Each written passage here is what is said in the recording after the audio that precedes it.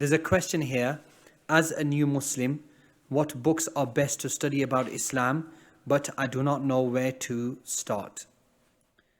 Firstly, as a new Muslim, you have to always make dua to Allah subhanahu wa ta'ala that He guides you upon Islam and keeps you firm upon Islam. Because there's a difference between being guided to Islam and being guided upon Islam. So entering al-Islam is one blessing, and remaining firm upon Islam is another blessing.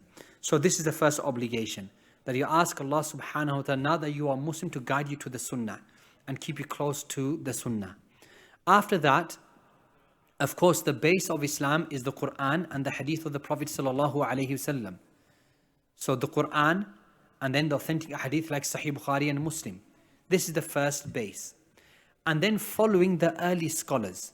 So looking to what the Sahaba used to say and act upon, and what the great Imams who came after him, that which they used to say and do. And then following those who followed them. So those contemporary scholars today, some who are living, some who have passed away, like a Sheikh Ibn Baz and a Sheikh Albani and Sheikh Ibn Uthaymeen, reading their books.